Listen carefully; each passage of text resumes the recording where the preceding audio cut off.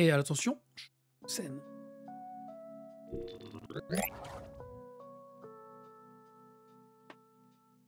Hop là. Donc le chômage, il faut savoir de quoi on parle. Évidemment, il y a différentes définitions. C'est un peu conserver une armée de réserve a un intérêt pour l'État et le patronat, contrôler les masses. Et bah oui, ça c'est un peu l'argument de Marx. Hein. Lui, il estime qu'effectivement, pour qu'il y ait accumulation du capital, il faut aussi qu'il y ait effectivement une armée de réserve. Salut coach, salut Benji. Bienvenue. Donc je rappelle, hein, on remercie encore une fois, s'il vous plaît, l'ami Cap Reformed, qui a offert pas moins de 10 subs.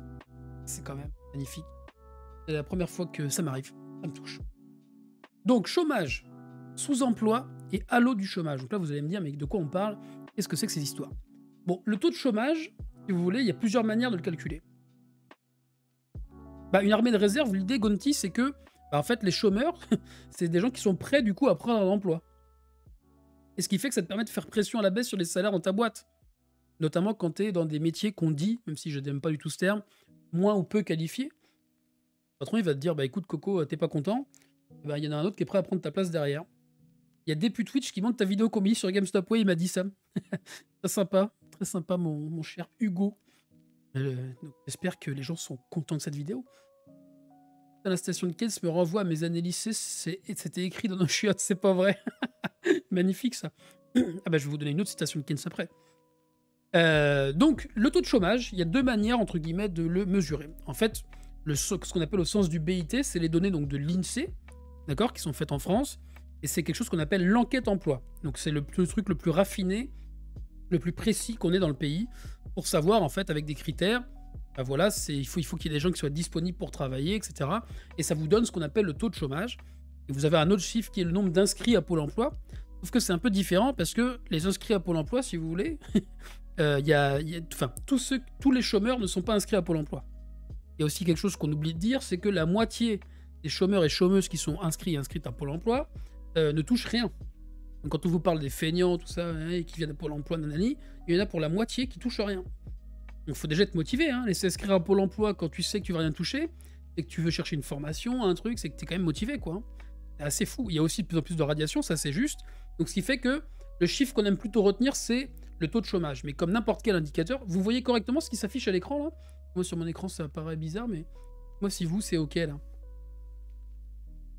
Et donc, cette enquête emploi, c'est ce qui est le plus précis dans le pays. Sauf que, évidemment, comme tout indicateur économique, un indicateur tout seul, ça suffit jamais. Il faut toujours le croiser avec d'autres indicateurs, il faut toujours le rapporter à d'autres indicateurs, etc. Donc, si vous voulez, ça, c'est le taux de chômage au sens du BIT, donc au sens de l'INSEE chez nous.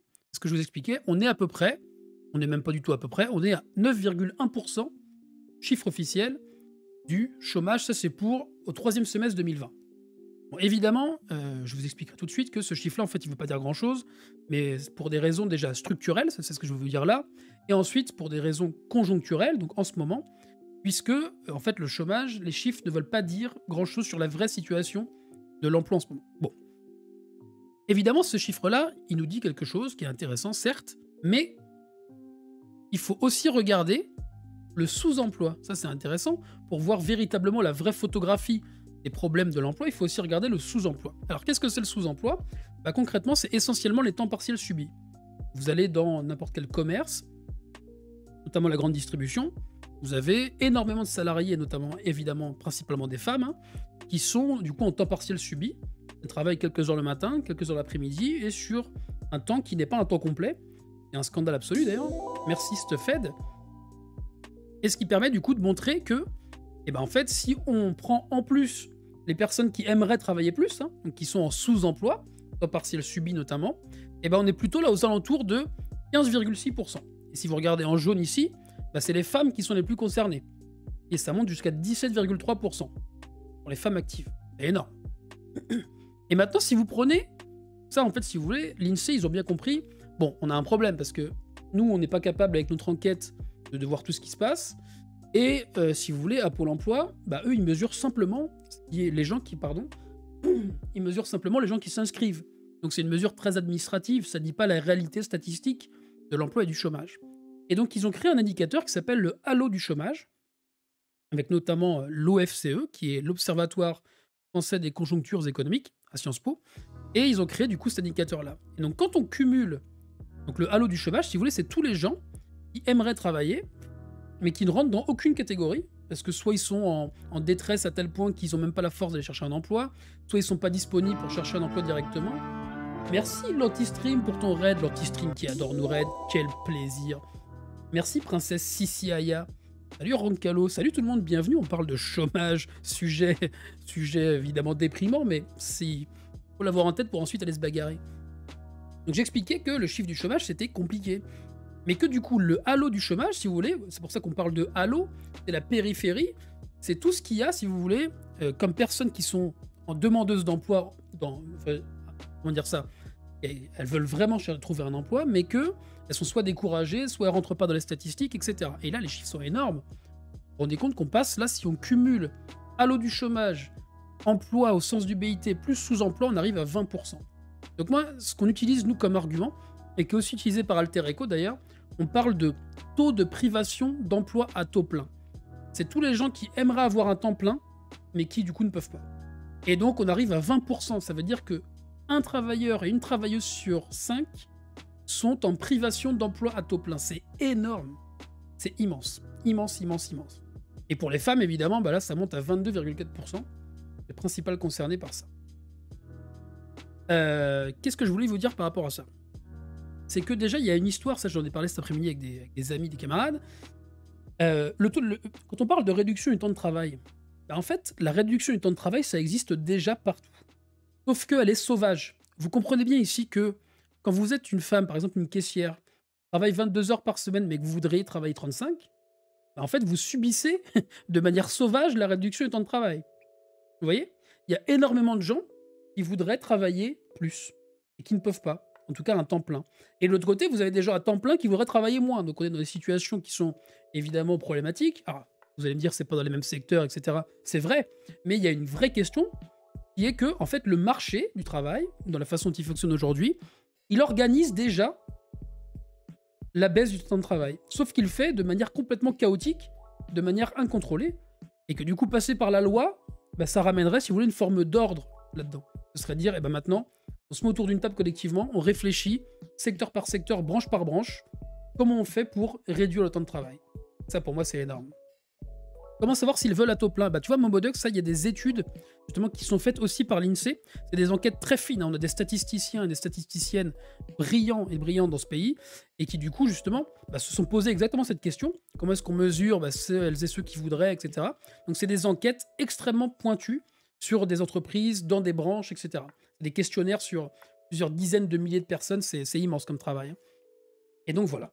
Le combat, évidemment, c'est aussi diminuer le temps de travail. On aura largement l'occasion d'en reparler, rassurez-vous. Il y a tout un tas de campagnes qui vont venir là-dessus. Donc vous comprenez cette histoire-là déjà? Ça, c'était pour vous donner un peu une illustration de ce qu'on appelait le chômage, de ce qu'on appelle le sous-emploi et maintenant le halo du chômage. Si déjà vous avez ces trois notions en tête, c'est que j'ai réussi une partie du boulot.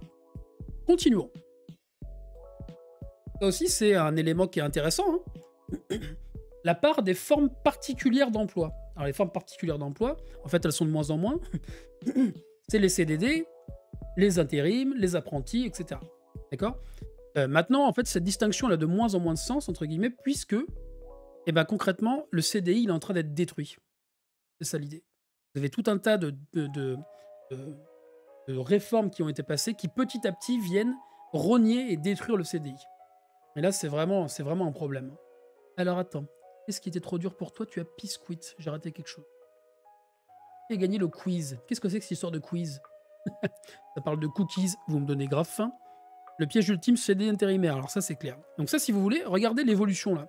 Entre 82, et là, c'est la dernière donnée qu'on avait, c'était pour 2019, on est passé d'à peu près 6,8% à peu près de formes particulières d'emploi. Donc la part de tous ces emplois dans le total des emplois. Et aujourd'hui, on est à 15%. C'est énorme. Vous vous rendez compte? C'est x2, quoi. On a multiplié par 2. Donc là, il y a quand même quelque chose d'impressionnant. Et ça dit quelque chose aussi de l'évolution des modes de recrutement dans les boîtes, le turnover qui est important, les manières de pressuriser aussi les salariés, etc. Ce que Thomas Coutreau a appelé très justement la mise en tension du travail. Hein. On est toujours en tension, du début de la carrière, maintenant jusqu'à la fin aussi. Et puis je parle même pas dans les boîtes des méthodes de management, etc. Vous connaissez ça évidemment mieux que moi, puisque vous le vivez directement. Et ça dit quelque chose. D'accord? Et évidemment, c'est énorme pour les jeunes, ça. Les jeunes sont les principales victimes de ces formes particulières d'emploi. Et je vous le donne en mille, quand il y a une crise comme celle qu'on vit aujourd'hui, merci pour ton follow, Piboons. Qui sont, à votre avis, les premiers à être éjectés en cas de crise? Là, le quiz n'est pas très très difficile. Merci, c'est Krusty pour ton follow. Eh ben, c'est les jeunes, et donc du coup, c'est aussi les gens qui sont en CDD. Tout simplement, on dit, bah toi, ton CDD, bah terminé, tu peux partir. Les intérimaires, bonjour, j'aimerais travailler. Ta boîte d'intérim, elle te dit, désolé, c'est toi la variable d'ajustement. Les apprentis aussi, à qui on dit, bah en fait, là, pour l'instant, j'ai pas vraiment besoin d'un apprenti, etc. C'est là, en fait, les premières destructions d'emplois en 2020. Il y en a plusieurs centaines de milliers. C'est la quasi-totalité s'explique par ça. D'accord? Les gens qui sont en CDI, pour l'instant, sont encore, et je dis bien encore, relativement protégés. Mais c'est ça qui va changer en 2021. En 2021, on a pour l'instant plus de 700 plans de licenciement collectif en cours pour les plus grosses boîtes. Et si on prend l'ensemble des boîtes, là, ça se compte en pratiquement en milliers, quoi. Donc ça, c'est vraiment enfin, vous imaginez même pas les salariés dans les boîtes, c'est la catastrophe, quoi. C'est d'une violence. La façon dont ça se restructure, c'est le terme qui est officiellement utilisé par les managers, c'est d'une effarante violence. Amazon, c'est pas loin de 50% d'intérimaires, ça ne m'étonne pas du tout. Mais puisqu'on parle aussi du coup des plus précaires, eh ben, il faut aussi qu'on parle de ceux-là que vous connaissez très bien.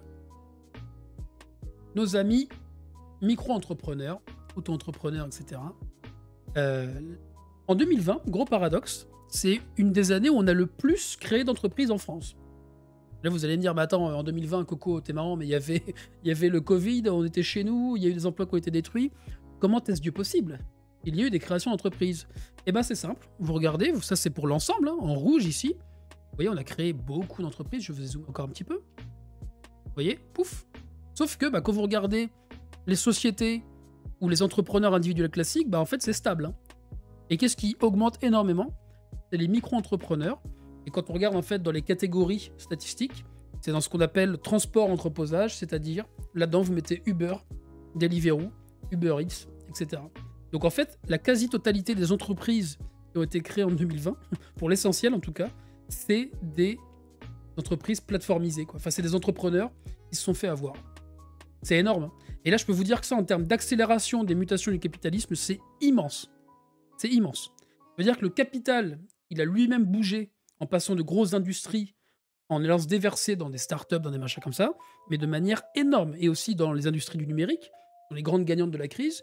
Et dans le même temps, vous avez toute une partie des travailleuses et des travailleurs qui sont partis bosser sur les plateformes. C'est hallucinant, hein, la vitesse avec laquelle ça a bougé là. Et vous rajoutez à ça le télétravail, vous rajoutez à ça tous ces éléments-là qui, en fait, on est incapable pour l'instant de mesurer, hein, ce que ça va avoir comme conséquence. Mais imaginez, quand vous étiez cadre, d'accord? Alors même pas forcément à haut cadre, hein, mais vous êtes cadre, allez, on va dire à 3000 balles par mois, tout se passe bien, etc. Vous bossez dans une super boîte, vous êtes comptable un peu haut niveau, machin. Bah, vous étiez plutôt protégé, vous voyez ça de loin. Si vous voulez les délocalisations, tout ça, vous vous dites, bon, bah voilà, ça concerne les ouvriers. Les pauvres, à la rigueur, si vous êtes un peu de gauche, quand vous êtes 4, vous dites, bon, c'est triste, on va voter socialiste, tout ça. Mais, bah maintenant, on s'est rendu compte qu'avec le télétravail, bah, si tu veux, d'un seul coup, bah, on est capable, en fait, de faire ça à des gens loin. Est-ce qu'il n'y aurait pas un intérêt à délocaliser aussi les cadres? Vont commencer à se demander les grosses boîtes. Eh oui. Et donc là, d'un seul coup, bah, même les cadres, chez nous, ils vont se retrouver en situation bah, d'être sur la sellette, quoi. Et là, il se peut, c'est une manière très optimiste de voir les choses, que bah, vous voyez, d'un seul coup, il y a des consciences de classe aussi hein, qui se remettent à bouger. Toujours une catégorie particulière, hein, mais ça peut amener à des mutations de ce genre-là. Donc voilà, pour Bérou, ton cadre il est pauvre. Ah oui, non, mais pour Bérou, si vous voulez, quand vous gagnez 10 000 balles par mois, attendez, mais j'aimerais bien savoir d'ailleurs combien ça gagne. Au commissaire au plan, salaire. J'ai aucune idée de combien il gagne.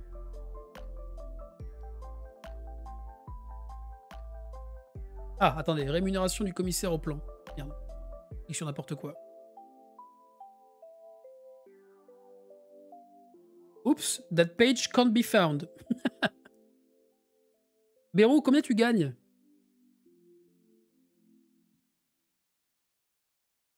Ouais, c'est sûrement des trucs, t'as raison, hein, prime et toutes les histoires. Donc je n'ai aucune idée de combien ça gagne, mais par contre, moi je vais vous dire deux choses.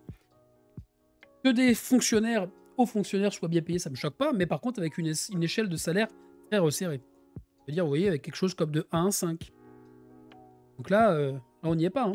Mais ce qui est certain, c'est que nos très hauts fonctionnaires, en fait, ils ont fait sécession. Ils ont fait sécession avec la logique de l'intérêt général pour une grande partie. Ça, c'est ultra choquant pour moi. Ils aillent se recaser dans le privé. On parle de porte battante. Vous rentrez dans le privé, vous revenez dans le public, etc. Ça, pour moi, ça, c'est un scandale absolu. Et j'ai pourtant, moi, été aussi dans ce genre d'école un peu de semi-élite et compagnie. Là. Bref, on s'en fout de mes études. Mais ça a toujours été pour moi un scandale. Et je considère que quand on est payé avec l'argent public, quand on a des belles études, etc., on devrait avoir l'obligation de rendre toute sa vie à l'intérêt général. Et tous ceux qui sont pas d'accord avec ça, eh ben écoute, tant pis, ils iront pas dans l'école, ils iront ailleurs. Ils paieront leurs écoles, j'allais dire ils paieront leurs écoles de commerce, non, parce que c'est moi qui suis aux manettes, ce sera interdit, ce sera fermé, mais bon, quand même. C'est pas normal, c'est pas normal. C'est un problème. Bon voilà. C'est la mode, le pantouflage, ouais, exactement ça. Ah, ça me rend fou. Aviez embauché la boîte à déco, c'est possible. Alors il y a aussi, alors ça c'est la meilleure, comment elle s'appelle, Buzyn, qui était recrutée à l'OMS. Vous vous rendez compte de ça? C'est celle qui nous expliquait qu'il faut pas porter de masque, qui était recrutée pour un truc à l'OMS. Mais il y a un moment, j'ai envie de dire qu'il y a ces gens-là,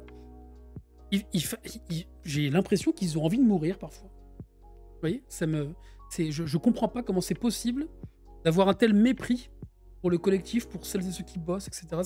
En fait, j'arrive même pas à comprendre comment c'est possible d'en arriver là, mais il y a quelque chose qui me dépasse. Il faudrait que je lise un peu plus de sociologie, de sciences politiques, ce que vous voulez.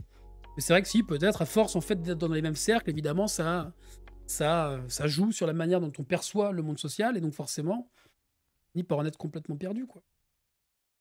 Ah, il y a vraiment du boulot pour les hauts fonctionnaires, parce que moi, je suis pas du tout contre les hauts fonctionnaires. Je pense que même justement, si on veut une planification efficace, etc., il faut bien qu'on ait des ingénieurs qui y travaillent, il faut bien qu'on ait des gens qui... Mais évidemment, pas avec un truc pyramidal, hein, mais on a besoin de gens très qualifiés. Sauf que moi, je considère que quelqu'un qui est très qualifié, s'il a une vision d'intérêt général, il n'a pas besoin de gagner non plus des milliers et des cents. Il a besoin de vivre convenablement.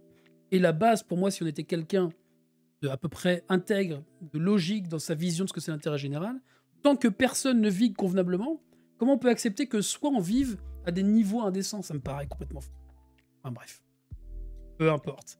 Je pense que ça passe par le désespoir, le fatalisme, qui fait qu'on veut juste s'en sortir soi-même. Bah attends, le fatalisme, quand t'es haut fonctionnaire, je peux t'assurer que il n'y a pas vraiment de fatalisme, hein. Il y a un mépris qui est énorme, hein. Mépris de classe qui est immense, quoi.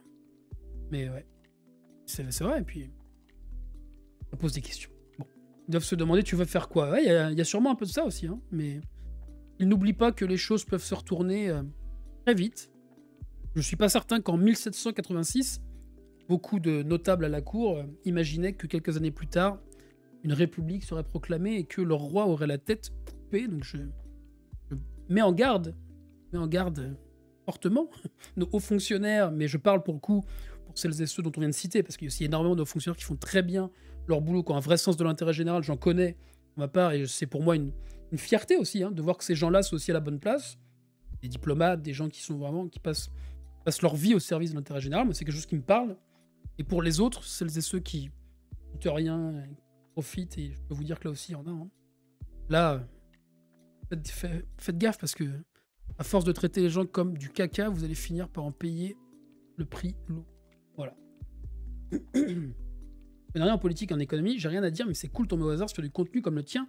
Rendre ça abordable. C'est très gentil, Elias. Merci beaucoup. Bah, c'est un peu tout l'objectif de cette chaîne. C'est rendre abordables les questions économiques. Donc évidemment, j'ai pas de prétention, moi, à faire un cours ou quoi que ce soit. J'ai fait d'autres époques, mais par contre, c'est d'essayer de vous donner des outils intellectuels pour que bah voilà, vous soyez capable, vous aussi, d'aller lire, d'aller faire vos trucs, même si je doute pas que vous en soyez déjà capable, mais j'essaie de vous donner à connaître ce que moi aussi je connais, vous voyez, qui est bah voilà, les auteurs que je lis, les articles, les graphiques auxquels je suis confronté, le boulot que je fais, tout ça.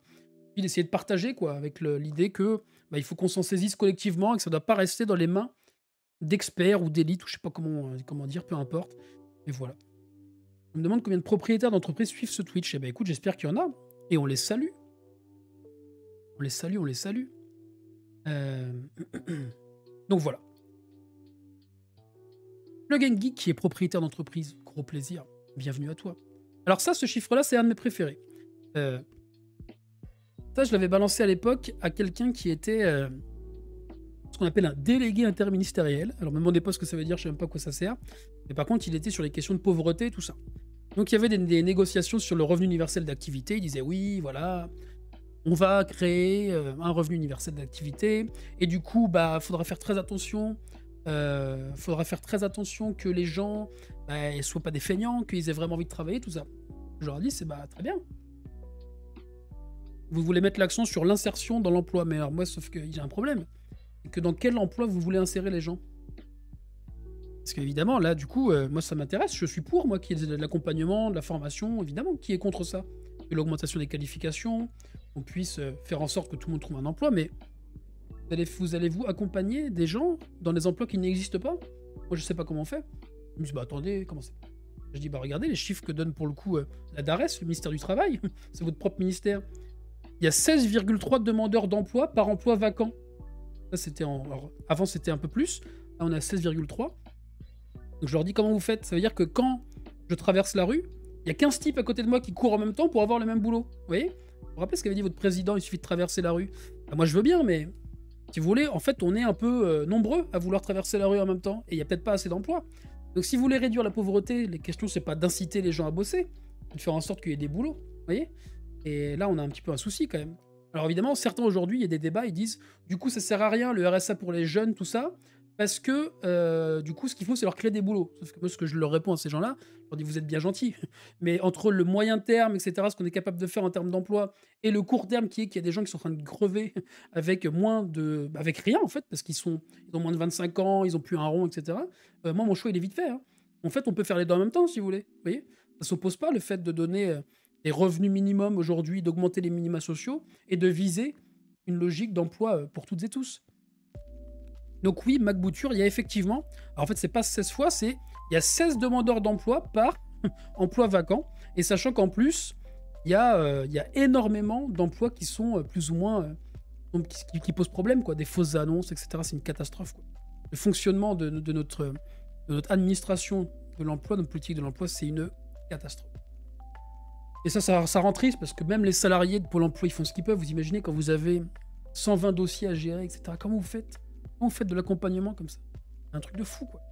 Et donc on laisse les gens dans une merde pas possible. Et en plus, on a l'outrecuidance. Très joli mot à placer, ça. N'hésitez pas à faire des clips quand je dis des conneries, parce que j'aime bien réécouter ça après.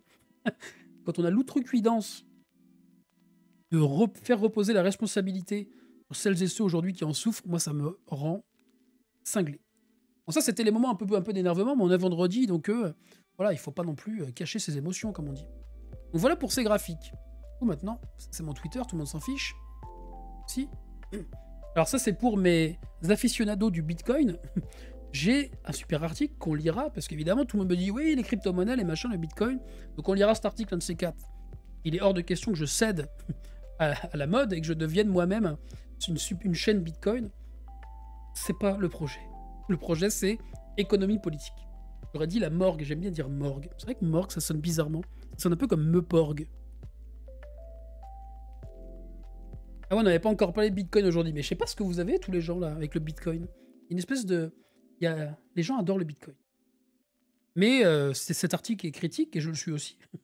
Et donc on dira pourquoi. Mais voilà. C'est pas justement l'idée du libre-échange de ne rien faire politiquement pour l'emploi. Bah, c'est exactement l'idée du libre-échange, pas vraiment. Enfin, c'est un avatar du libéralisme économique, mais c'est exactement ça. L'idée, c'est si vous laissez faire, en fait, ce qui pose problème, c'est que il y a des gens qui interviennent et qui ne devraient pas. L'État, etc. Qui mettent des barrières pour que, justement, le marché du travail, du coup, s'équilibre. Sauf qu'en fait, ces gens-là, ils oublient toujours la logique macroéconomique, qui est que si on continue à baisser les salaires, parce que c'est ça l'idée, hein, on baisse le SMIC, tout ça, et ben en fait, ça fait qu'il y a moins de débouchés pour les autres entreprises. Faut jamais oublier que, là, je parle au chef d'entreprise qui est dans la salle, mon cher ami, tes clients, ce sont des gens qui gagnent leur vie dans d'autres secteurs. Donc si tes clients, ils ont moins d'argent, et ben toi, du coup, aussi, tu en auras moins derrière. Tu pourras moins vendre. Donc ça, c'est la base de la base. Au niveau mondial, d'accord, la production et la distribution de revenus, c'est aussi toute la demande et toutes les ventes. Pour qu'une entreprise vende quelque chose, il faut que quelqu'un l'achète. Pour que quelqu'un l'achète, il faut qu'il ait un revenu pour l'acheter. La question des salaires, c'est aussi évidemment une question de logique du circuit économique, vous voyez. Tu sais utiliser un ordi, la première proposition sérieuse de Pôle emploi, c'est de devenir agent d'accueil Pôle emploi. Ça m'étonne pas du tout. En fait, tu peux faire carrière et devenir conseiller Pôle emploi. Non mais, attendez, être conseiller Pôle emploi, pour moi, c'est un métier magnifique. Contribuer à ce que des gens, du coup, s'insèrent dans la vie collective, parce que le travail, au fond, c'est ça. Je parle même pas de l'emploi, mais le travail, c'est quoi? C'est la fierté aussi d'être inséré dans la vie collective. La fierté de faire partie, voilà, du collectif de production. C'est ça l'idée. Alors évidemment, le problème c'est qu'on produit n'importe quoi, n'importe comment, qu'on sait plus vraiment pourquoi on produit, qu'on est complètement aliéné au sens propre du terme. Ça veut dire qu'on n'a aucun... On ne gère pas du tout ce qu'on produit, même pas collectivement d'ailleurs. On ne prend pas les décisions. C'est d'autres gens dans d'autres pays qui prennent les décisions pour nous, parfois. Vous imaginez quand une holding américaine rachète votre boîte pour du coup tout changer, etc. C'est incroyable. Sauf que du coup... Ah oui, quand on n'arrive pas soi-même à s'insérer, c'est rigolo, ça c'est clair. Mais par contre, pour moi, tous ces métiers du lien, ces métiers du soin aux autres, en anglais on dit le care, etc. Moi je trouve ça magnifique, merveilleux. Tout ce qui permet justement d'atténuer la violence permanente de notre système économique, ça c'est magnifique. Quelle fierté de faire partie de ces gens-là. D'être assistante sociale, d'être prof, d'être soignant, etc. Moi parfois je regarde et je sais très bien que, en termes d'utilité sociale par rapport à d'autres métiers, bah voilà, faut être honnête par rapport à ce qu'on est. Et moi, j'espère que les gens retrouveront un jour cette fierté aussi de faire ce qu'ils font, quoi. Mais je pense que c'est ça qui manque aussi dans le travail, à force d'être pressurisé, à force d'avoir des managers pourris, nuls à chier, qui viennent d'écoles de commerce, qui font n'importe quoi, qui connaissent pas le métier, etc. Ah, moi, c'est un de mes rêves politiques, c'est qu'on retrouve tous fierté collective de savoir pourquoi on travaille, avec quel objectif, etc. La conseillère, c'était ma psy de chômeur. Bah ouais, tu m'étonnes, mais parce que le chômage, c'est d'une violence incroyable. C'est d'une violence incroyable. Et évidemment, l'idée, c'est pas de... Ce que certains me disent, ah oui, mais du coup, si t'es pour l'emploi garanti, et pour que tout le monde prenne n'importe quel emploi, etc. Mais attendez, mais n'importe quoi. Quand est-ce que j'ai dit ça, moi? Moi, je suis pour qu'on travaille tous, toutes, qu'on ait des métiers de qualité, qu'on ait des emplois de qualité, qu'on sache pour qu'on travaille, qu'on soit inséré dans le collectif de travail, mais qu'on passe pas notre vie à bosser. D'où aussi la réduction de travail. Vous voyez, il y a une logique cohérente. C'est repenser globalement aussi ce qu'on fait pour qu'on le fait. Et les questions environnementales, c'est quoi à part ça? Évidemment, ceux qui se limitent à il faut changer notre consommation. Mais Coco, t'as raté le coche, là. Si moi, je limite ma consommation, mais qu'on continue à produire à fond du plastique, des trucs dégueulasses, des produits chimiques qu'on déverse n'importe où, on a réglé comment le problème, là? On n'a rien fait. Si on se met pas autour collectivement en disant maintenant qu'est-ce qu'on produit pour répondre à quel besoin, comment on l'organise collectivement, c'est ça les logiques, vous voyez? Après, ça se décline. La planification, ces trucs-là. Et ça pose des problèmes, il y aura des difficultés. Pour moi, c'est ça, faire de la politique économique. Être confronté aux difficultés, mais avoir un objectif, quoi. Et voilà, pour moi, il y a des motifs d'espoir, quand même. Hein. On est nombreux et nombreuses à avoir envie que ça change, ces trucs-là. Et qu'on arrête, quand on voit des gens si malheureux au boulot, mais même des gens qui gagnent du pognon. Vous les voyez, mais ils font des burn-out, ils pourraient se foutre en l'air, et 50 ans, ils savent plus pourquoi ils sont là, mais c'est une catastrophe. Et je pense qu'on en est tous plus ou moins conscients. Jusqu'aux strates, on va dire, intermédiaires supérieures de la société. Des classes sociales, quoi. Tout en haut, ils n'en ont rien à foutre de ça. Ça ne t'intéresse pas. Mais il y a clairement un... Quand on reprendra ce sens du collectif... Bon, bref, voilà. Je vais arrêter. J'avais dit que je faisais pas de prêchi-prêcheur. Regardez ce que je fais. Bon. On va lire, du coup, des économistes atterrés. Un certain Danny Lang, et je crois que c'est Antoine Gaudin aussi, pour une politique d'emploi permanent. Alors, vous vous rappelez que quand on a parlé de Keynes... Enfin, vous vous rappelez où? Ça rentre chez moi, là. J'espère que je me fais pas squatter déjà. Ce serait déjà le succès bien avant l'heure. Donc on a parlé, si vous vous rappelez, de Keynes. Keynes, voilà, il dit, en période de crise, bah voilà, il faut que l'État prenne ses responsabilités de façon et qu'il ait une politique d'emploi pour relancer l'activité. Merci, Patate Curie. Et donc du coup, ce que nous disent les économistes ici, bah, c'est tout un tas de choses que je vais lire avec vous. La coexistence d'un chômage de masse et de besoins sociaux insatisfaits. Donc besoins sociaux insatisfaits, c'est simple. Hein. C'est concrètement, on a... Salut la vermine. Salut tout le monde. Attends, je lis juste ce que tu dis, Pouillot, une seconde. Perso, je suis ingénieur, j'en ai récemment vu tomber en dépression à l'alcool à 27 piges. Ouais, c'est dur. Hein. Ah, mais je comprends. Puis pareil, vous vous rendez compte aussi, quand on a des trucs qui nous arrivent, on se met à picoler, etc. Parce que là, je parle, pas individuellement, mais collectivement, ces problèmes-là, on sait d'où ça vient. Et sauf que individuellement, on va le porter sur nous. On va se dire, bah, ça c'est moi qui ai un problème, machin, je suis pas adapté au monde tel qu'il fonctionne. Alors que c'est évidemment le monde tel qu'il fonctionne qui pose problème. Et donc, bah, on trouve des parades un peu psychiques, on se réfugie là où on peut, c'est normal. Donc évidemment que si on traite pas le problème collectivement, on est mal. Mais sauf que ce que font les politiques économiques depuis 40 ans, et les politiques tout court, c'est chercher toujours à nous individualiser par rapport à l'employeur, par rapport à notre consommation, par rapport à ce qui nous entoure, vous voyez. Et la bataille, elle est pas plus compliquée que retrouver le sens du collectif versus continuer l'individualisation. Enfin bon. N'a rien. La politique d'emploi public permanent ou politique. Ah bah non, attendez, on va pas lire ça d'abord. Qu'est-ce que je suis bête? Qu'est-ce que je suis bête? On va d'abord lire ça. Alors ça, c'est une petite note qui. Vous savez, c'est comme dans comme les artistes quand ils publient leurs morceaux qui ont jamais été, sont jamais sortis. Et ben ça, c'est moi. C'est le premier texte que j'ai écrit quand je suis rentré au boulot. Et ils m'ont dit ouais, non, mais ça, c'est pas de. Attends, je vais augmenter un tout petit peu le micro. Ça, c'est pas trop fort quand je parle là? Ça devrait être bon normalement.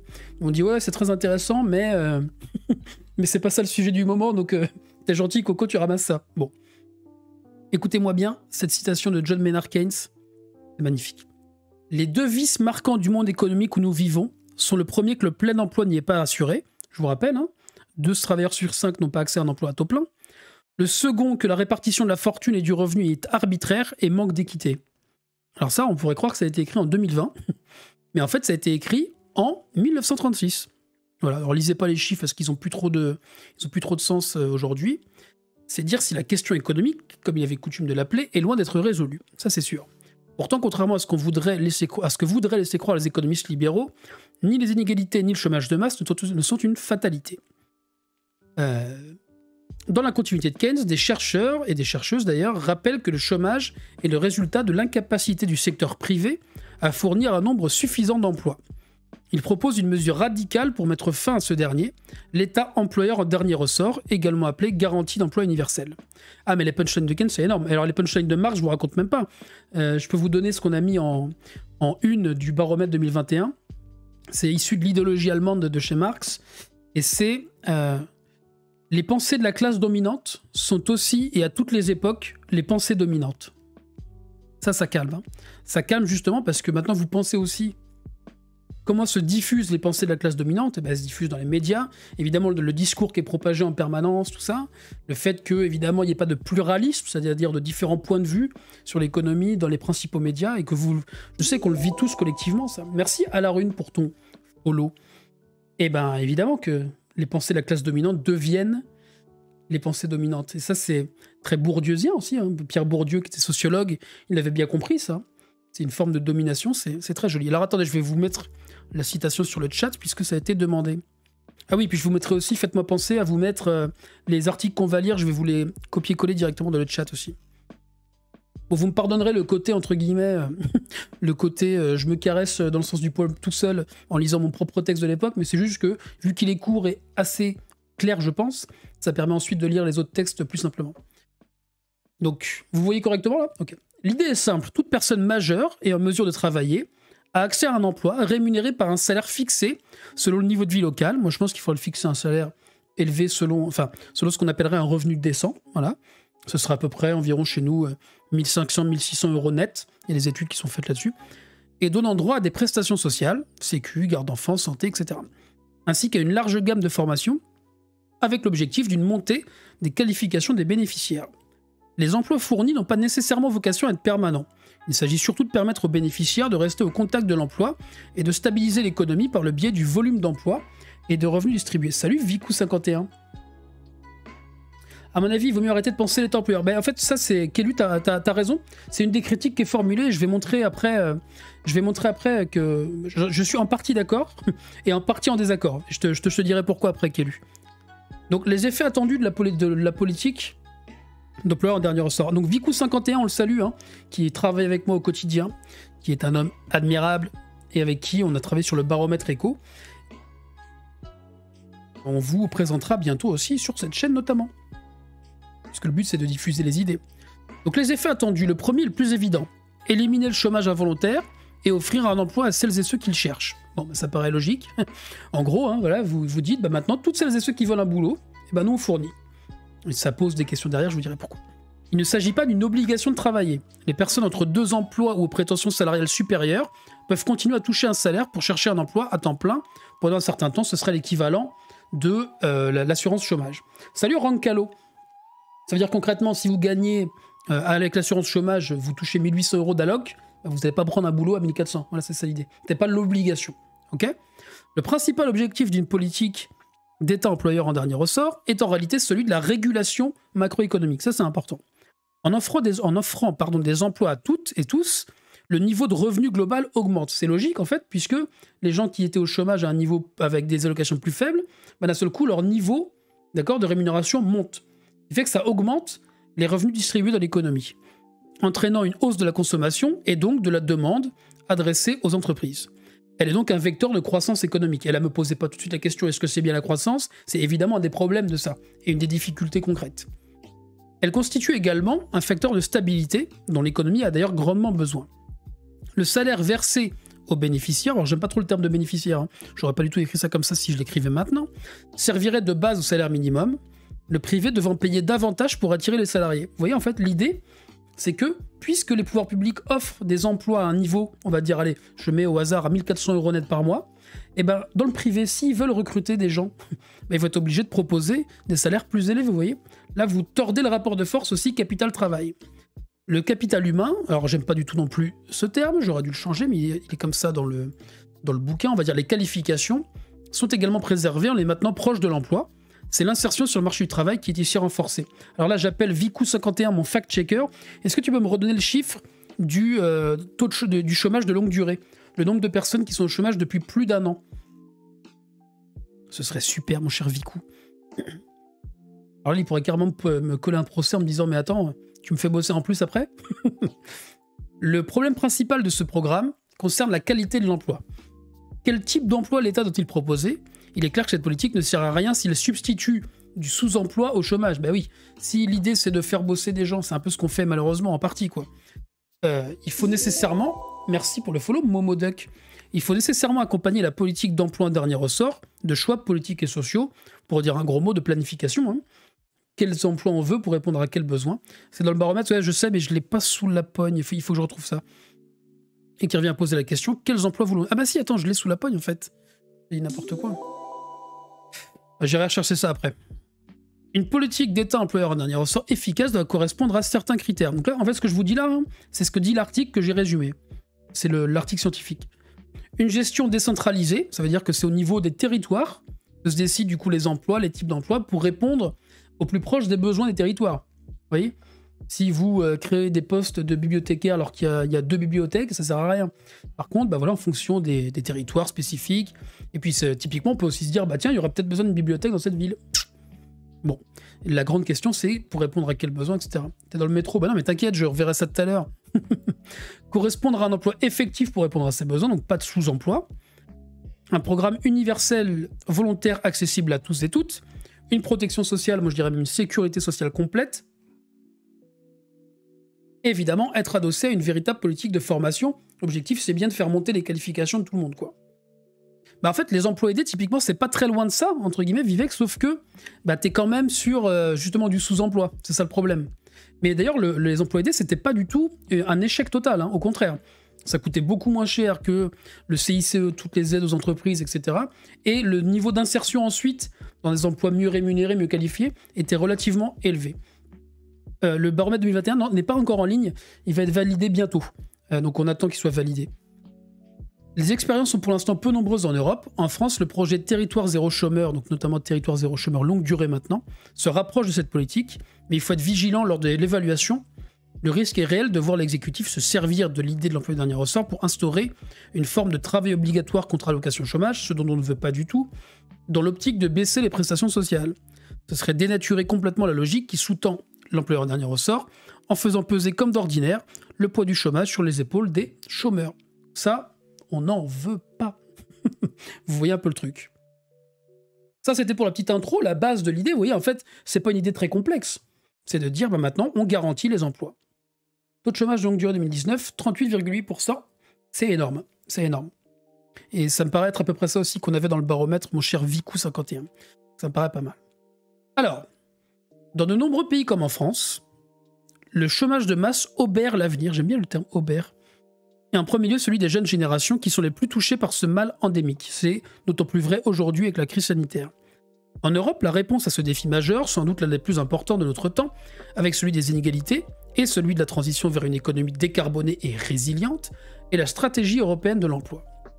Cette stratégie vise à faire baisser le prétendu chômage naturel en détruisant les institutions du marché du travail, en affaiblissant les syndicats et en facilitant les licenciements. Bon, ça c'est tout ce que je vous ai dit tout à l'heure. Hein. En France, les 2 lois travail participent de cette même logique qui, si elle peut contribuer à faire baisser les chiffres du chômage, conduit à la multiplication des emplois de mauvaise qualité, à la prolifération des contrats à temps partiel contraints, la version néolibérale de la réduction du temps de travail, ça aussi ce que je vous ai dit tout à l'heure, et à l'accroissement de la pression sur les actifs en emploi. Avec comme conséquence l'augmentation des risques psychosociaux et en particulier la souffrance au travail. Obérer égale empêcher, effectivement.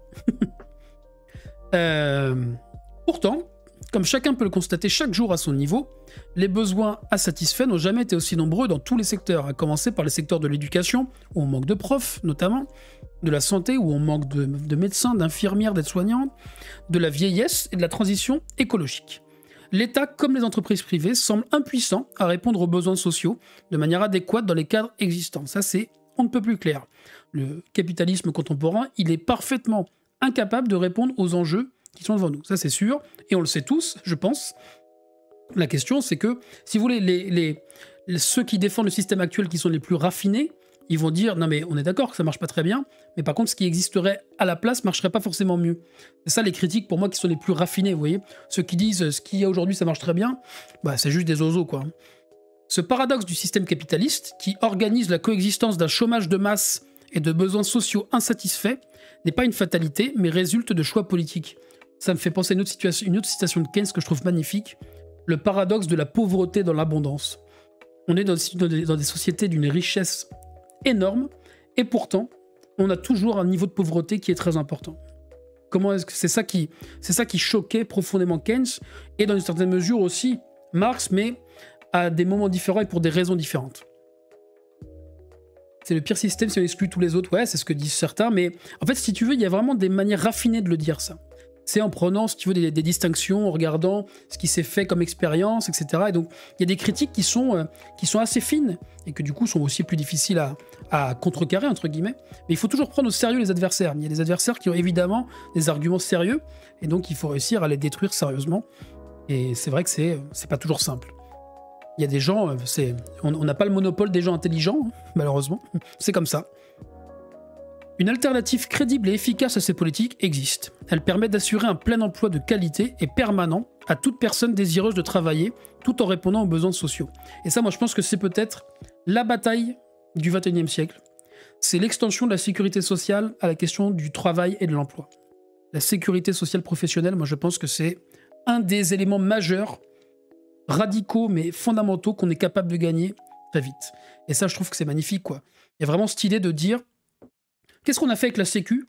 On s'est prémuni des aléas de l'existence. La maladie, la vieillesse qui n'est pas un aléa, mais quelque chose qu'on connaît tous et toutes. La famille, évidemment, il faut qu'on soit capable de gérer ça aussi, en partie collectivement. La santé, l'éducation. Donc on a dit, voilà, on décide collectivement que ces aléas et ces éléments structurants de nos vies, on les retire au marché. Et évidemment, la question du travail, maintenant, c'est de dire, cet élément qui est on ne peut plus structurant, qu'est-ce qu'il y a de plus structurant dans nos vies que le travail? Comment est-ce qu'on est capable, les accidents du travail évidemment aussi, bien sûr, AT-MP, merci de me le rappeler, j'ai pas fait la liste exhaustive, mais vous me comprenez. Comment est-ce qu'on est capable maintenant que l'aléa qui est d'une violence extrême, qui est le chômage, comment fait-on pour être capable que ça n'existe plus? Ou en tout cas que ce ne soit plus violent pour celles et ceux qui le subissent, et qu'on décide de traiter collectivement la question du chômage, au lieu de le faire reposer sur les épaules des chômeurs et des chômeuses, eux et elles-mêmes. Et là, je pense que si on arrive à faire ça, on aura quand même gagné une sacrée victoire. Alors, évidemment, l'assurance chômage remplit déjà ce rôle, hein, mais les mutations de l'assurance chômage, la façon dont aujourd'hui les différentes réformes qu'on tente d'imposer, elles vont dans le sens de si t'es chômeur, c'est de ta faute, c'est parce que tu cherches pas suffisamment du travail. Et si on est capable de contrer ça et d'apporter un autre modèle, là, je pense qu'on aura quand même vraiment fait un pas en avant énorme, quoi. Bon. Il s'agit de la politique d'employeur en dernier ressort, dite encore de garantie d'emploi universel ou politique d'emploi public permanent, tout ça étant évidemment dans les mêmes logiques. Cette politique s'inspire des idées de John Maynard Keynes. Donc je vous ai dit après l'entretien qu'on a eu avec Jean-François Ponceau, je vais vous le mettre quand même dans le chat. Je vais vous le mettre dans le chat parce que si vous n'étiez pas là lundi, ce serait quand même pas mal que vous alliez voir ça. Et non pas des trucs de batterie et de jeux vidéo comme il y a ici. Au moins vous savez ce que je regarde comme vidéo YouTube. Hop.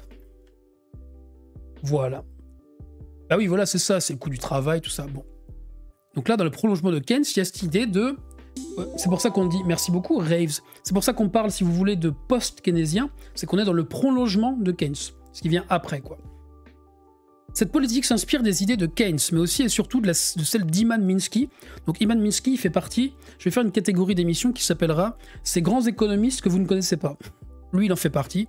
Kalecki aussi, Joanne Robinson, enfin une femme, hein, dans les grandes autrices de l'économie, dont il a beaucoup été question depuis 2008, en raison de la lucidité de ses analyses concernant les causes des crises financières. Selon Minsky, pour lutter contre la pauvreté et les inégalités, il est nécessaire d'assurer en permanence un plein emploi strict, soit un taux de chômage de 2,5%. Donc là, on se dit, bon, comment est-ce qu'on peut avoir un plein emploi avec 2,5%? En fait, c'est assez logique. C'est-à-dire qu'une période de 2 mois entre la fin des études et le début de l'emploi, bah, de fait, dans les statistiques, il y a du chômage. Donc c'est normal qu'on soit jamais à zéro, c'est impossible. Parce qu'il reste, entre guillemets, la friction. Entre 2 emplois, il peut y avoir, je sais pas moi, 1 mois ou 2 mois de friction. Et ben voilà, ça c'est, pour le coup, ça rentre dans les statistiques. Pour cela, aux politiques de relance fondées sur les baisses d'impôts ou les hausses de dépenses publiques, Minsky préfère le recours aux politiques d'emploi public. Les collectivités locales, financées par l'État, doivent créer directement des emplois. Pour Minsky, le fonctionnement normal de notre économie entraîne des traumatismes financiers et des crises, de l'inflation, des dépréciations de monnaie, du chômage et la pauvreté, au cœur même de ce qui pourrait théoriquement être l'abondance généralisée. Vous voyez, cette histoire de pauvreté dans l'abondance, là. Quelle phrase géniale, la pauvreté dans l'abondance. C'est vraiment... On comprend tout avec ça, je pense. Et vous voyez aussi que là, les liens avec Marx, ils sont très clairs aussi. Vous voyez que le capitalisme produit lui-même ses propres crises, on le retrouve chez Marx, et on le retrouve aussi chez Keynes et chez les suiveurs de Keynes. Les politiques d'emploi en dernier ressort ont pour vertu majeure de contribuer à stabiliser l'économie, en rendant les cycles moins profonds et moins violents, parce qu'elles concourent à résoudre les problèmes majeurs que sont le sous-emploi et les inégalités, et ainsi à assurer une demande suffisante à tous les stades du cycle économique. Voilà. Dans l'esprit des propositions de Minsky, Randall Wray propose une garantie d'emploi universel, donc ça c'est un économiste australien, si j'ai pas de bêtises. Cette garantie, donc ça c'est des gens qui font aussi partie d'un mouvement qu'on appelle la théorie monétaire moderne, mais c'est pas l'heure d'en parler tout de suite. Cette garantie est universelle dans la mesure où elle est accessible à tous les actifs en permanence. Les collectivités locales proposent des emplois à temps plein ou à temps partiel, si le salarié le demande, donc là, pas de...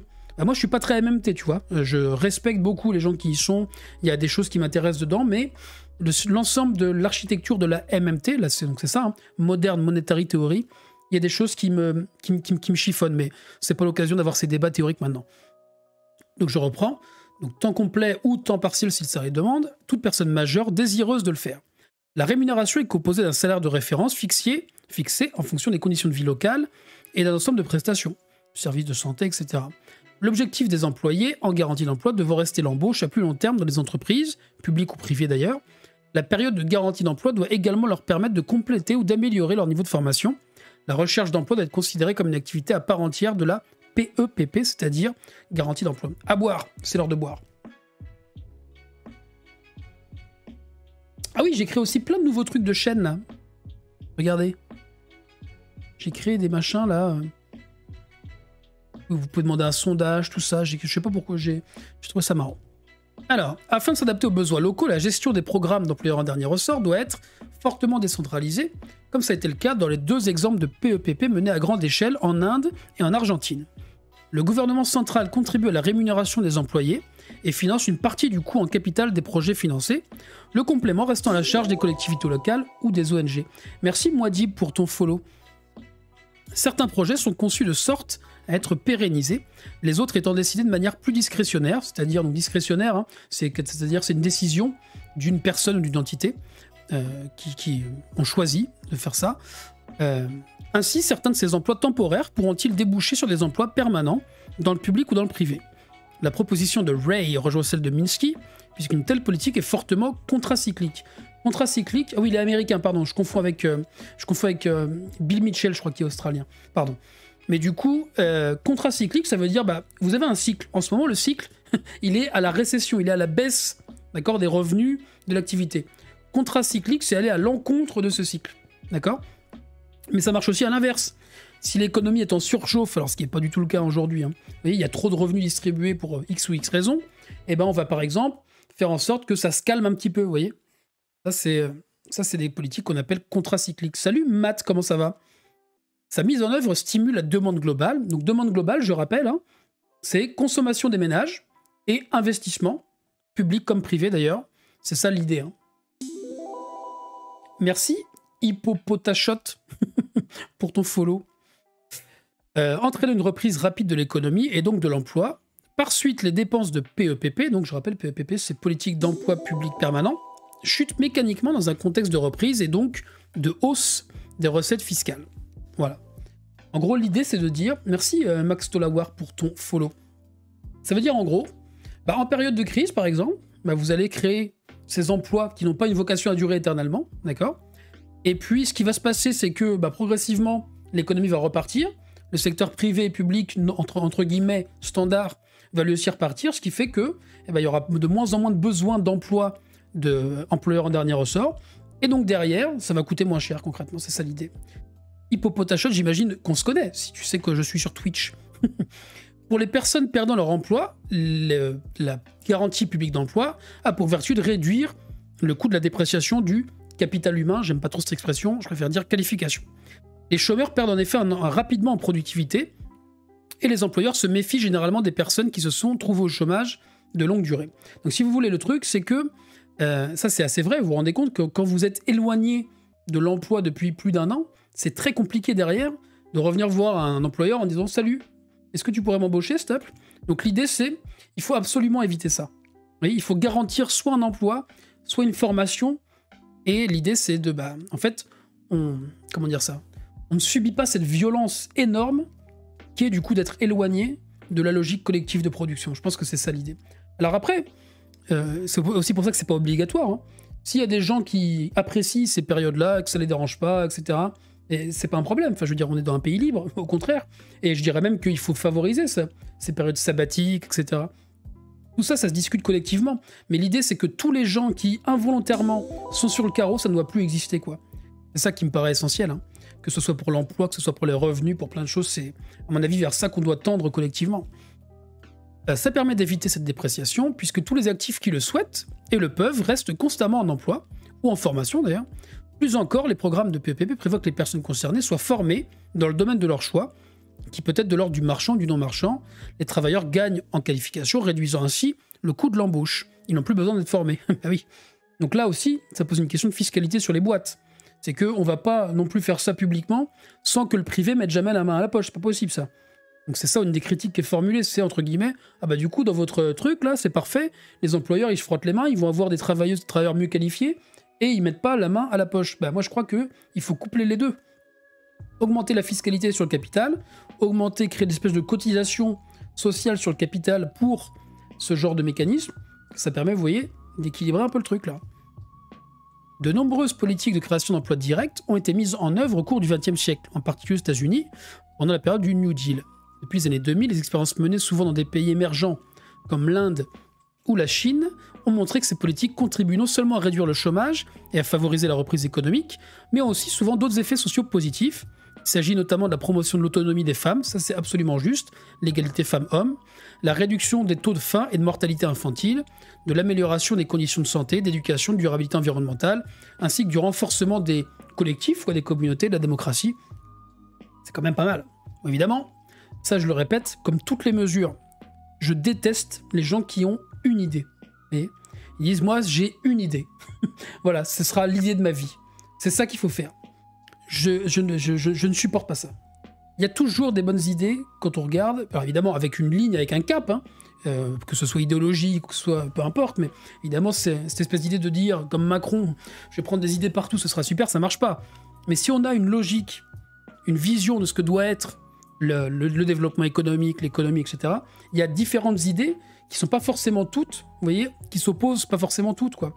Et il y a trop tendance, parfois, à avoir des gens qui ont l'impression d'avoir découvert la bonne idée. Il y a une raison pour laquelle il y a des centaines d'économistes et de sociologues qui bossent dans ce pays, et je préfère, moi, des gens qui ont des petits morceaux d'idées et qui ensuite, collectivement, travaillent à ce que ça donne des grandes idées au pluriel, que des gens qui disent « moi, j'ai la bonne idée ». Personne n'a jamais la bonne idée. Parce que quelqu'un qui dit « j'ai la solution », entre guillemets, soit miraculeuse, soit qui pose pas de problème, c'est que il est soit de mauvaise foi, soit il voit pas les problèmes que ça peut entraîner derrière, vous voyez. Donc ce genre d'idée-là que je vous montre, c'est des éléments. C'est pas entre guillemets, bah voilà ce qu'on va faire et puis on résout tout. Non, c'est un ensemble qui s'inscrit dans une logique globale de transformation. Voilà. Ça, c'était pour le petit moment. Ça suffit les gourous. Le chômage de longue durée fait porter le risque de désaffiliation sociale, décrit par Castel. Ça, c'est vrai. En Europe, les initiatives de PEPP sont hélas encore trop timides. En France, le projet Territoire zéro chômeur, adopté par l'Assemblée, constitue un premier pas. Même si lors de la phase expérimentale du projet, sa mise en œuvre est très limitée, 10 territoires, chômeurs depuis plus d'1 an, pas plus de 2000 personnes, blablabla, vous voyez qu'en fait, ça c'est un problème, c'est qu'on teste un truc qui est censé être utile au niveau macroéconomique, et on le teste par petits morceaux en faisant des tests locaux, vous voyez. Donc évidemment, même si ça marche, on ne pourra pas dire que ça marche parce que c'est ce qu'on avait prévu. Ce sera entre guillemets, on ne peut pas savoir si c'est grâce au programme que ça a marché. Ça peut être pour tout un tas d'autres raisons, quoi. Ça me pose vraiment un souci. Hein. Habile, oui, c'est sûr. Une génération progressive de ces trucs à grande échelle. Bon.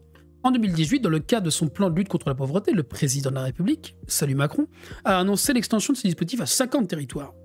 Il reste à espérer que les moyens suivront, la principale difficulté actuelle de ces programmes étant le manque de moyens mis à disposition de l'État. Pourtant, ces dispositifs sont salués pour leur efficacité et ne coûtent que 18 000 € par chômeur et par an, c'est-à-dire moins que ce que coûte concrètement, collectivement, le chômage, hein, par chômeur. Pour constituer une PEPP, donc politique d'emploi public permanent, il faudrait que ces dispositifs soient étendus à tout le territoire et accessibles à tous les chômeurs, quelle que soit la durée depuis laquelle ils sont en recherche d'emploi. Et surtout éviter dans le piège du workfare, vous savez, c'est ce emploi obligatoire comme en Angleterre. Une PEPP ne contraint jamais les chômeurs à travailler. Au vu de l'étendue de la gravité du problème du chômage de masse, alors ça, au vu de l'étendue et de la gravité du problème du chômage de masse, il est urgent de passer à cette généralisation au plus vite. Bien évidemment, la mise en œuvre d'une PEPP n'exclut pas de mener de front d'autres stratégies de lutte contre le chômage, comme l'embauche de fonctionnaires, évidemment, ou la réduction du temps de travail, évidemment, là aussi. Vous voyez, c'est pas une seule idée, c'est plusieurs idées. La mise en œuvre d'une PEPP suppose une volonté politique forte, autant vous dire que c'est pas aujourd'hui, mais une telle volonté ne se justifie-t-elle pas devant le désastre humain et social absolu auquel ont abouti 4 décennies de financiarisation de l'économie et de chômage de masse? Eh ben si, évidemment. En tout cas, il est grand temps d'essayer d'innover un peu, quoi.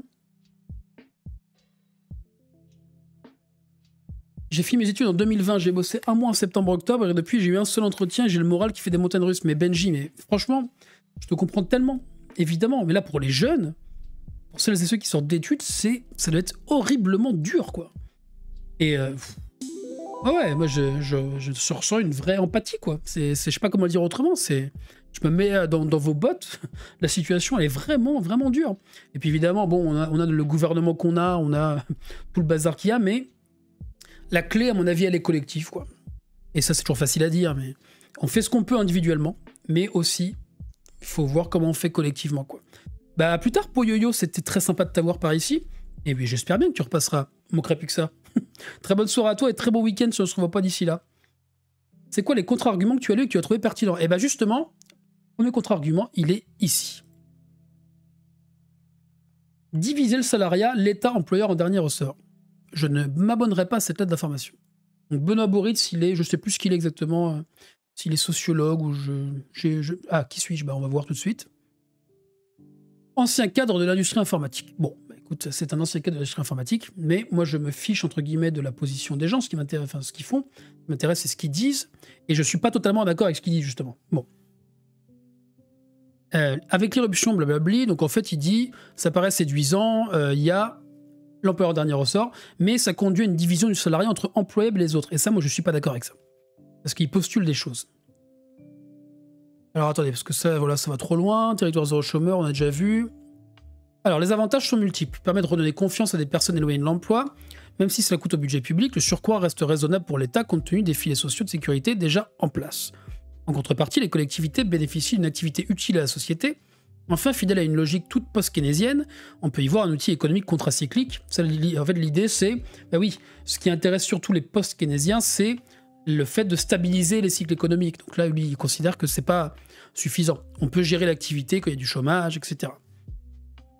Notons par ailleurs que cette garantie d'emploi au salaire minimum pousse ainsi les entreprises à embaucher au-delà de celui-ci. Sauf que, en fait, je sais pas où il a lu qu'on était obligé de recruter au salaire minimum. C'est là où j'ai du mal à le comprendre, ça. Tout ceci est indiscutable et pourtant cette proposition reste très insuffisante. Les entreprises sont totalement dédouanées d'un quelconque objectif de plein emploi. Bah oui, ça c'est vrai. Chacune d'entre elles embauche ou licencie en fonction de son horizon économique et l'État, censé représenter la collectivité politique, est là pour jouer le rôle de pompier. Vous n'avez pas d'emploi, les entreprises ne veulent pas de vous. Fort heureusement, il existe un État protecteur, paternaliste et bienveillant, qui prend soin de vous et va vous fournir un revenu à un travail. Mais ne demandez pas trop non plus, vous serez payé au salaire minimum. Bon, bah ça c'est si on estime qu'il faut être payé au salaire minimum. Moi, j'ai jamais dit, et d'autres non plus, que la garantie d'emploi devait être au salaire minimum. Ça, c'est pas une obligation, au contraire. Les autres, ceux qui ont su préserver leur employabilité à l'égard des entreprises, en fait, de fait, si on augmente le salaire minimum, vous voyez bien que ça change aussi la donne. Donc il y a aussi une question de quel salaire en fait on pose. Bref. Il faut donc y opposer une autre approche, qui estime que les entreprises doivent être au service de l'humain et qui impose à celle-ci l'obligation d'embaucher toute personne qui souhaite avoir un emploi. Bah très bien.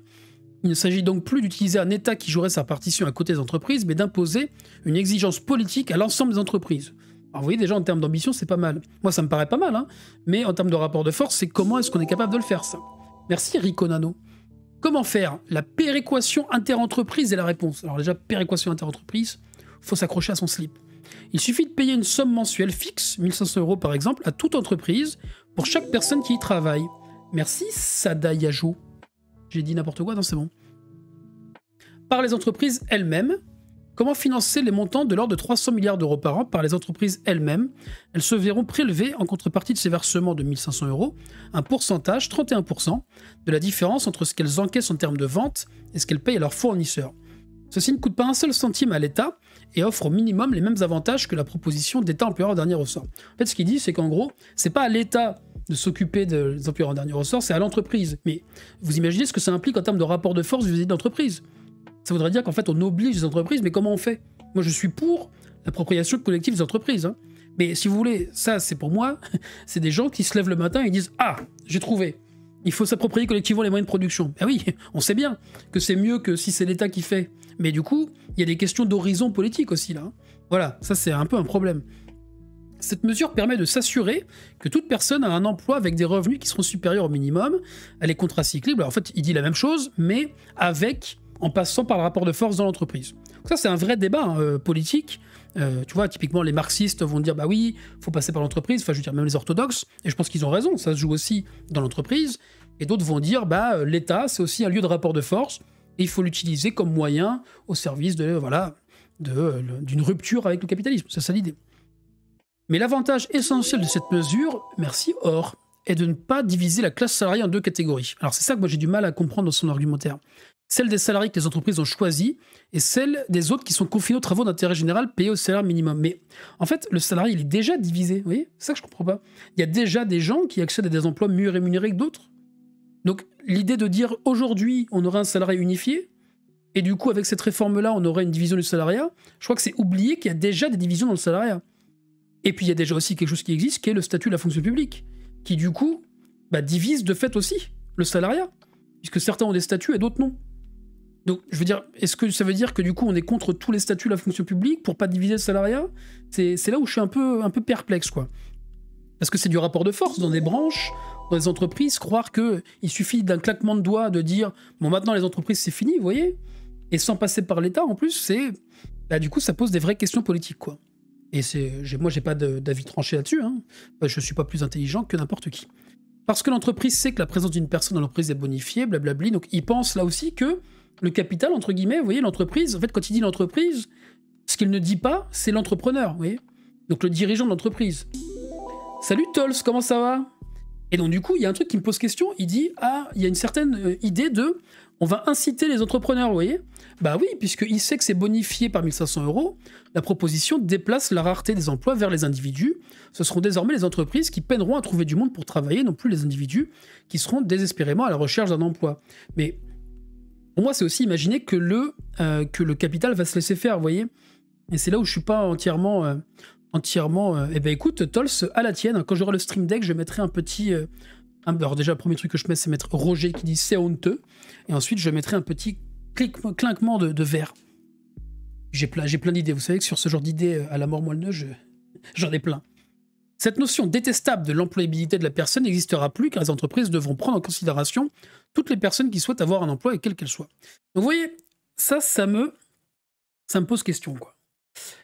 Et il dit que ce sera dramatique pour les boîtes puisque du coup ça va limiter leurs profits. Oui, c'est vrai, ce sera effectivement le cas. Il posera la question de la reprise d'entreprise par les salariés. Donc vous voyez, en fait, c'est de là où il aurait dû partir. C'est il dit, voilà ce qu'on va faire. C'est que du coup, il faut que les entreprises fassent leur job. Et tout à la fin, il met un petit paragraphe en disant, du coup, ça implique que les salariés reprennent leur entreprise. Mais Coco, enfin, je veux dire, des fois, ces mecs-là, j'ai de leur dire, mais va dans les boîtes. Parce que si tu veux, les salariés, toi, tu dis qu'ils sont pas divisés, etc. René est devenu Roger, pardon, il s'appelle Roger, je sais plus. Donc vous voyez, ça paraît trop simple. Enfin, moi, j'ai un problème avec ça. C'est on pose comme hypothèse, très simple, reprise collective de l'entreprise. Et ensuite, du coup, il n'y a plus besoin d'avoir été employeur en dernier ressort. Vous voyez, en termes de stratégie politique, là, moi je veux bien qu'on pose sur la table, il suffit de, et là, mettre ensuite, faire la révolution prolétarienne nationale ou mondiale. Ou alors, on peut se dire, et moi, ça c'est mon point de vue pour le coup, j'aime lancer des ponts, mais comme vous allez commencer à le comprendre, j'aime lancer des ponts entre Keynes et Marx. Évidemment, je ne vais pas lancer des ponts entre les gens d'extrême droite et nous, c'est pas la question. Mais par contre, c'est, pour le coup, on peut imaginer des mécanismes qui aillent ensemble. Ça veut dire, moi c'est ça que j'essaierai de défendre un jour, aussi, enfin, en tout cas je proposerai ce genre d'idée à pas mal de gens, c'est, en fait, on peut tenir les discours en même temps. Ça veut dire, on peut dire, premier levier, garantie publique d'emploi. Là, déjà, ça contribue via l'emploi public. Donc, ça pose la question de quel type d'emploi public, etc. Le rapport avec les services publics, le rapport avec la fonction publique, donc c'est pas forcément évident. Mais on a ce levier qui est la garantie d'emploi. Et de l'autre côté, il faut réfléchir dans les branches professionnelles. Donc, par exemple, vous prenez la métallurgie, il y a des branches professionnelles. Vous avez, par exemple, je sais pas moi, chez Airbus, il y a aussi des sous-traitants d'Airbus qui, du coup, sont les premiers à licencier en période de crise. Et bien, on pourrait, dans les branches, se battre pour imposer la solidarité dans la branche, via par exemple une cotisation, vous voyez, qu'on appellerait cotisation emploi ou j'en sais rien, sur la faisabilité technique et le discours, mais imposer du coup aussi dans le secteur privé cette espèce de solidarité-là. Entre guillemets, ça voudrait dire, t'es un grand groupe, t'es obligé de recruter les salariés qui sont en difficulté de la branche, ou alors d'aider ton sous-traitant par exemple, qui est dans la branche, vous voyez. Et ça, pareil, là je vous le dis, il suffit pas de le faire. Il suffit pas de se réveiller le matin pour dire on va faire la solidarité dans les branches professionnelles et dans la métallurgie ou ailleurs d'ailleurs. Mais l'idée est celle-là. Et je pense que si on tient les deux en même temps, l'un s'oppose pas à l'autre. Puisque l'objectif c'est toujours pareil. C'est bien de garantir l'emploi des salariés et des celles et ceux qui n'ont pas encore d'emploi aujourd'hui. Donc on est sur la même logique, vous voyez. Et je pense qu'au lieu d'opposer comme le fait Benoît Boris les deux, je crois plutôt qu'en fait il faut tenir les deux en même temps. Et avec la garantie d'emploi, poser aussi la question du coup du salaire à vie, de la fonction publique, de l'emploi public, etc. Merci les gars, il veut me faire croire que je perds la tête, heureusement que vous êtes là. Oui, pardon, c'est René. C'est parce que je ne sais plus parler. Attendez, je vous mets une petite patate pour me faire pardonner. Ne bougez pas de là. Désolé. Donc voilà pour ça. Pourquoi il faut travailler? Alors ça, c'est la grosse question. Alors attendez, on passe en real talk. Question philosophique. Pourquoi il faut travailler? Eh ben, c'est la grande question. Il y a pourquoi qui est en un mot. C'est quoi la raison? Donc évidemment, au quotidien, la raison, elle est simple.